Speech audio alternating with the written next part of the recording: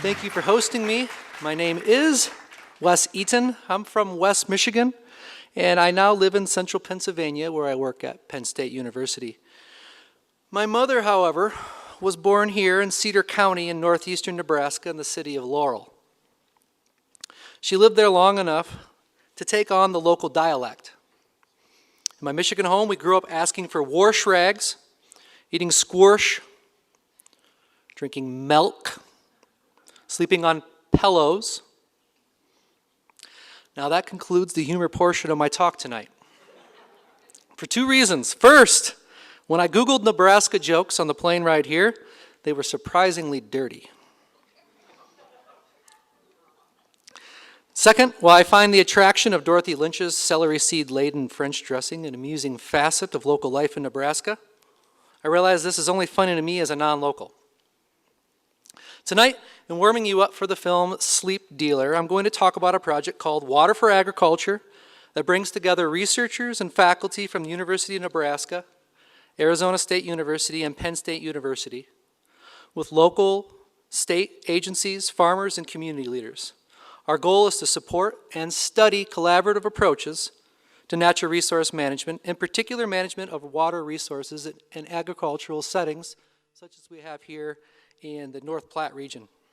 The purpose of the project is to help build community-led efforts to address water and agricultural issues like water quantity and quality concerns. We're doing this first by meeting with and interviewing people with experience collaborating with others to manage water resources. Farmers, state and federal agency professionals, local officials, leaders, and organizers, in order to learn from their experiences. Our second step is to develop local working groups that represent diverse perspectives related to water and agriculture. We're now working with the small working groups of 12 to 15 individuals in 3 states, Arizona, Pennsylvania, and here in Nebraska, in the Central and North Platte region. We're facilitating meetings and workshops where participants identify issues of concern and opportunities for working with others to address their concerns. We're doing this because we want to know whether collaborations that include diverse individuals and groups that have a stake in water and ag issues can tackle complex environmental problems that more typical approaches, think government or regulatory or agency-led approaches, have yet to accomplish on their own. And more specifically, we want to know whether collaborative approaches actually produce positive changes for people in the environment. Said differently, what is the evidence base for the benefits of working together with others who see the world differently and have different interests than your own? Establishing an evidence base for the benefits of collaborative approaches is important. While collaborative approaches to managing natural resources like water have become increasingly common and increasingly required by law, whether and how positive change comes about through collaboration remains an open question. Let me take a moment here to describe what I mean by the phrase collaborative approaches. In essence, a collaborative approach are premised on the idea that bringing together stakeholders with diverse perspectives and empowering those stakeholders to learn together will produce better, more attractive, and trusted solutions to complex problems. If you're part of the learning and decision-making process, you're more likely to trust the outcome and develop a sense of ownership of the issue and process for addressing it. Collaborative approaches can be contrasted with top-down or agency-led approaches, where decisions are made in absence of engagement across diverse perspectives and interests.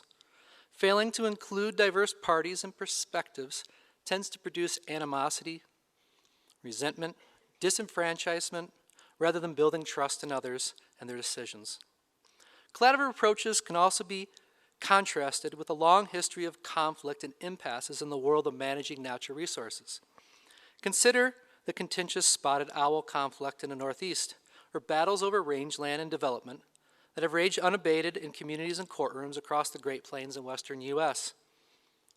The cost of these impasses is only delay, not only delay, but growing hostility that can stymie one's sense of capacity for problem solving. Burning people out and eroding trust. In the long history of natural resource management in the U.S., collaborations begin when there is a strong need to act, but no other way forward beyond starting to talk to one another.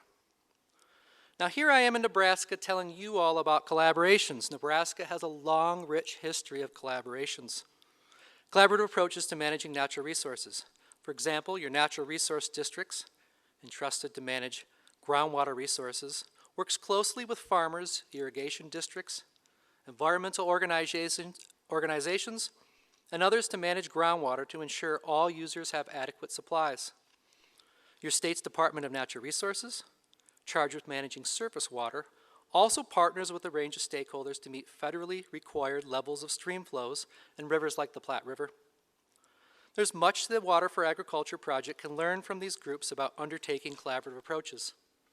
That's exactly what our first step is in this project, learning from stakeholders in the world of water and ag about their experiences working together to manage resources. Across Pennsylvania, Arizona, and Nebraska, we've conducted interviews thus far with over 150 farmers, community leaders, state and federal agencies, including over 50 interviews in North and Central Platte regions of Nebraska. These interviews revealed positive outcomes as well as challenges of partnering with others to solve water issues, and especially in Nebraska, a desire for more involvement from both the farm community and municipal interests in decisions about how to manage water in the face of uncertain future supplies. Interviews expressed both frustration, but also a strong interest in partnering with our Water for Ag project to develop a locally led approach to collaboration. Tonight I want to share what we learned thus far about collaborations with this project, focusing primarily on Nebraska. I'm going to do this by posing and discussing 3 questions about collaborative approaches to managing natural resources.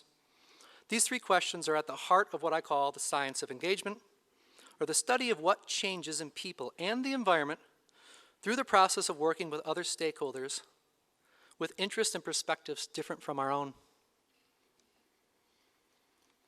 Here's my 3 questions. My first is this: what changes through collaborations? Can participation in collaborative approaches change attitudes and behaviors relative to water resource challenges? If so, what sort of changes should we look for? Second, what causes change to happen? I'll share 3 common ideas about producing change and suggest collaborations provide a 4th opportunity, namely, learning something new together. Finally, what conditions are needed if change is to occur?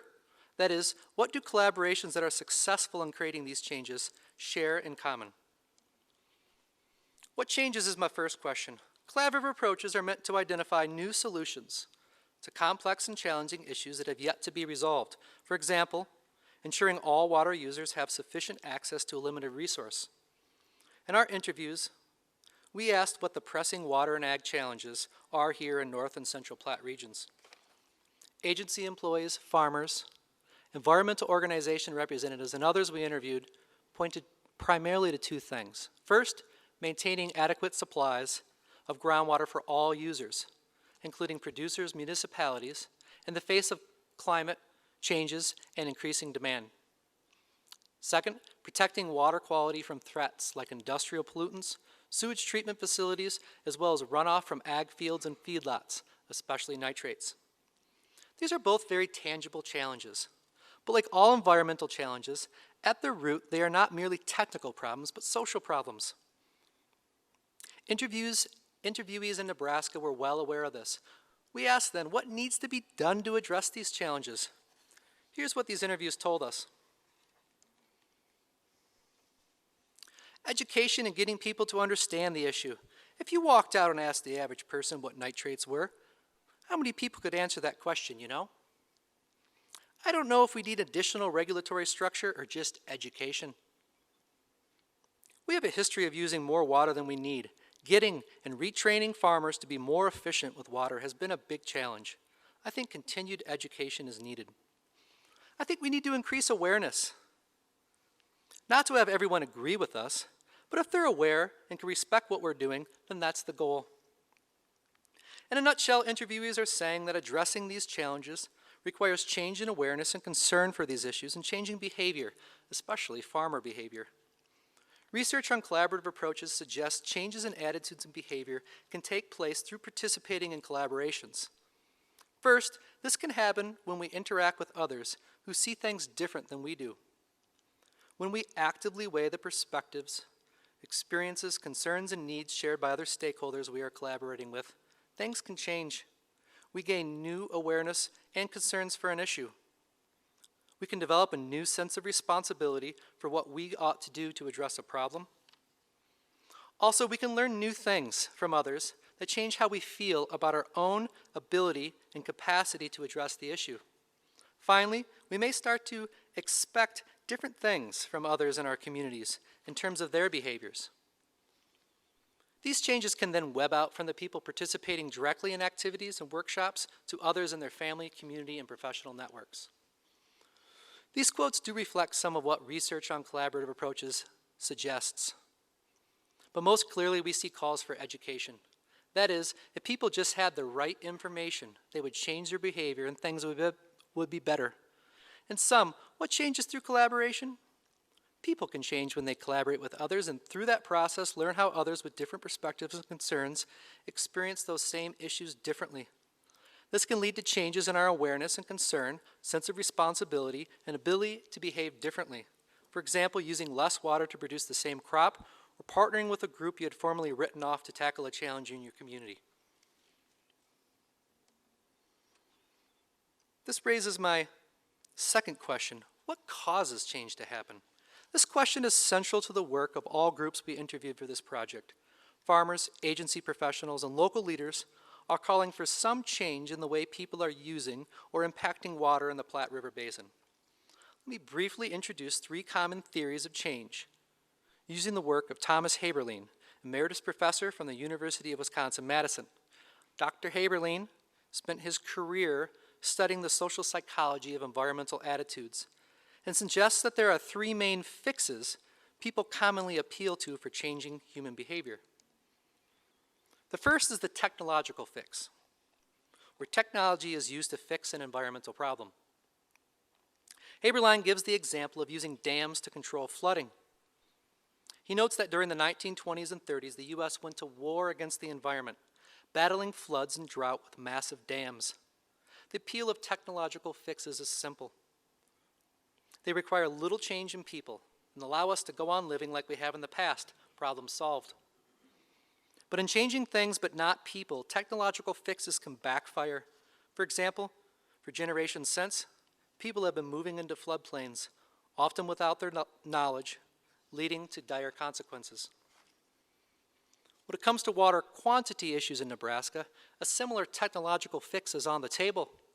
As the earlier quotes illustrated, farmers are being asked to reduce their water usage in order to meet standards for water flows in the Platte River. A common approach has been to promote farmer adoption of more efficient irrigation technologies. Pivot irrigation that draws from groundwater versus flood irrigation from canals, which uses more water, and smart technologies that better time irrigation with plants and soil needs. This approach increases efficiency, aligning water used with only what crops need. However, an unintended consequence is emerging. Reducing the amount of water used for irrigation has inadvertently reduced the amount of water sent back into the ground, with unknown implications for groundwater recharge. Changing attitudes and behavior by providing information or education is Haberlein's second fix, which he calls the cognitive fix. The idea here is that human attitudes and behavior can be changed by providing new information. By educating people on facts and information they are either unaware of or correcting their misunderstandings. The problem with the cognitive fix is it assumes people are not already educated on the issue at hand. Take again the example of farmers being asked to reduce water use by adopting new irrigation technologies. While many have adopted new technologies, those that haven't may have a variety of reasons for not doing so. High expensive new equipment is a big barrier, and applicability of that technology for their farms is another. These hurdles have little to do with education.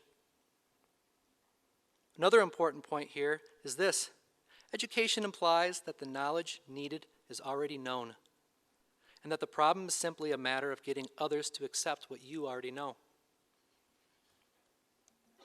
Haberlein's third fix is called the structural fix. The idea here is to change behavior by changing the context we operate within. For instance, if you want people to stop moving into floodplains, zoning ought to be changed. If you want farmers to use less water, limit their access to that water. But the blind spot here is clear. Limiting farmer access to water without a farmer's consent, especially here in Nebraska, would cause serious conflict and economic harm. And some, for structural fixes to work, they need to be consistent with dominant public attitudes and values. I want to suggest that collaborative approaches offer a fourth fix to Haberlein's first three, namely shared learning. Shared learning or two-way learning is different from the education concept many are calling for. We can visualize the concept of education as being a one-way transfer of knowledge from the expert who has the correct knowledge to the uninformed individual who lacks or misunderstands that knowledge. The assumption then is that providing information causes change. Shared learning or two-way learning is different. We can think of this as a process of dialogue where individuals with diverse experiences and knowledge share and listen to one another, and in the process learn something new together about themselves, other participants, and in turn about the issue at hand. But as with the structural, cognitive, and technological fixes, the shared learning approach also has an important blind spot. In the absence of a predetermined goal, what it is groups will learn together and decide to do is open-ended. This is an uncomfortable position for individuals and groups who believe they already know the answer and whose goal is only to convince others to change. But as we'll see in the third and final question below, this open-ended condition is necessary for collaborations to be successful. My final question, what conditions are needed for change to occur? What do all successful collaborations have in common? Collaborations are successful in creating positive changes in people when they allow for participants to feel that their views and concerns were heard and taken seriously, and that their ideas and perspectives inform the final decision or idea put forward by the group. In the film tonight, you're going to see a brief example of the exact opposite of this. You'll see a dark alternative reality where people wait in line at the whims of an authoritarian ruler for their ration of water. This is clearly disempowering and not conducive to the kind of change we are interested in, building trusted relationships and novel ideas voluntarily through shared learning. Research on collaborative approaches to natural resource management has identified several factors as conducive to positive change and shared learning. Individuals charged with facilitating these collaborations should consider how to build collaborations accordingly. Let me highlight a few of these. Inclusiveness, the active participation of a variety of participants with diverse experiences and viewpoints. Shared control, providing opportunities for participants to set the agenda and procedures. Equity, providing opportunities for participants to feel they were taken seriously. Unrestrained thinking, rather than a narrow focus, allow opportunities for exploring broad range of topics. Democratic structure, provide a flexible structure responsive to participant input. Incentives for participation, provide sufficient resources to support different participant needs for participating. When conditions like these are present, research has shown that collaborations are more successful in identifying and achieving their goals and purpose. Putting this all together then, a science of engagement suggests collaborative approaches as compared with top-down agency, regulatory, or lawsuit-led approaches that exclude participation from diverse stakeholders can produce positive changes in how people see themselves and make sense of the issues at hand. This change can happen through a process of shared learning, where individuals learn new ideas and create plans and decisions that are trusted and supported by all participants, and by ensuring certain conditions are present, like providing for an inclusive process where the goals and outcomes are open at the beginning of the process, versus preordained by a select number of stakeholders. Our next step in this project then is to follow working group efforts in each state, observing their processes, and to learn whether the changes they sought to achieve were accomplished and what might have led to their successes or failures. I'll close by inviting you to learn more about the Water for Ag project by visiting our website, talking with Jessica and Cheryl, and UNL Extension here in Scottsbluff, who are coordinating a local working group here in the North Platte region.